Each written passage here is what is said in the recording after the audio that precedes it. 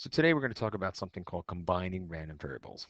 Let's take a look at this problem so we can understand what that means. So these two people, Matt and Lauren, they're in the same high school, but they're in different AP statistics classes. And the amount of time it takes Matt to do his homework, so this is Matt, we'll say the variable m, is approximately normal with a mean of 30 minutes and a standard deviation of 7. And then his friend Lauren, she takes a little longer, 42 minutes, and with a little more variability, a standard deviation of 9. They make this interesting statement here. They say, assume that M and L are independent random variables. That's going to turn out to be pretty important in a moment.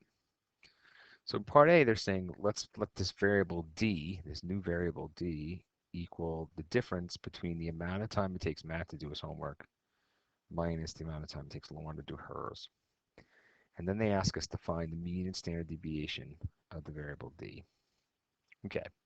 Well, it turns out the mean of D, which I'll denote mu of D, it's just the mean amount of time it takes Matt to do his homework minus the mean amount of time it takes Lauren to do her homework. So means cooperate very nicely and they're easy to work with. So we just do 30 minus 42, which we have up here. We get negative 12. And that kind of makes intuitive sense. We're saying that on average, Matt will finish his homework 12 minutes faster than Lauren will. The tougher part comes when you try and deal with the standard deviation of D. So it turns out you're not allowed to subtract standard deviation. So you got the standard deviation for Matt of 7, standard deviation for Lauren of 9. You can't subtract them. You can't add them. You can't do anything with them. However, this statement of independence turned out to be really important. If they're independent, then you can add the variances. So it's really important. If your two variables are independent, you can add the variances. So just in case you forgot what variance is, we knew the standard deviation for Matt was 7 minutes. The variance for Matt is just the standard deviation squared, so that'd be 49. The same thing true for Lauren. So the standard deviation for Lauren was 9. The variance for Lauren is 81. So if you want to find the standard deviation of D, what you might do in first instead is find the variance of D, which would just be the standard deviation or squared, or the variance of Matt plus the variance of Lauren. So the variance of the difference is 49 plus 81. And don't forget they did ask us for the standard deviation of D, which we can underline here in red. So we're going to just take the square root of both sides and get our answer to part A.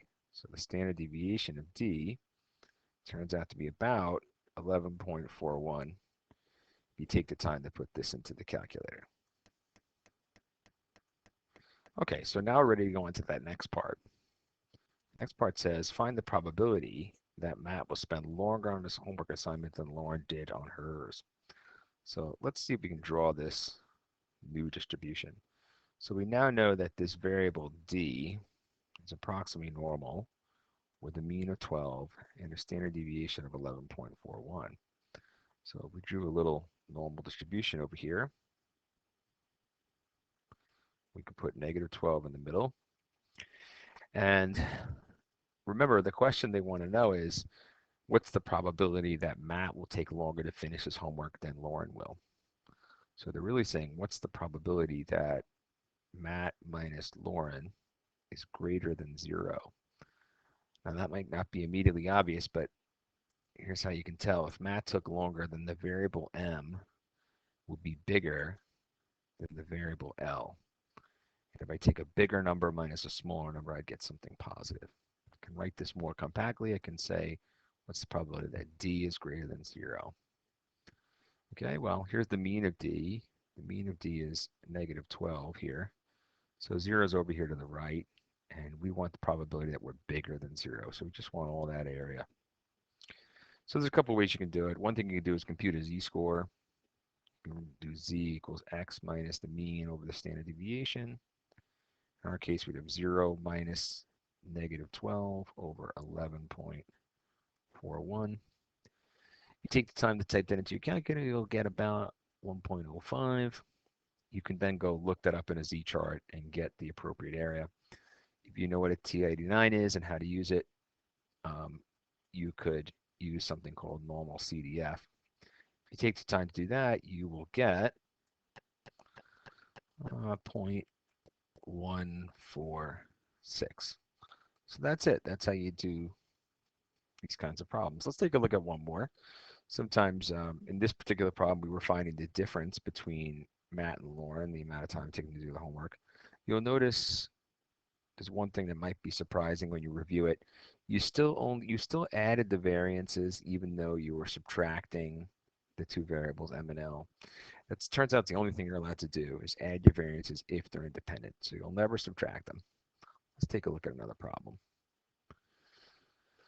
So this problem is about a radio, and there's two resistors, 125 ohm resistor and 175 ohm resistor. And if we do a little bit of reading below, they tell us, we're going to call the 125 resistor, I'm going to call that A, and I'm going to call the 175 B. They tell us that the mean of A is 125, and the standard deviation of A is 3.9. And then they tell us that the mean of B is 175, and the standard deviation of B is 1.5. And then the question says to us, what is the distribution of the total resistance of the two components needed for the radio? So, like we said before, maybe we'll make a new variable t, which is equal to a plus b, and t for total. Mu of t is just the sum of the two means you have. So you do 125 plus 175, or 300.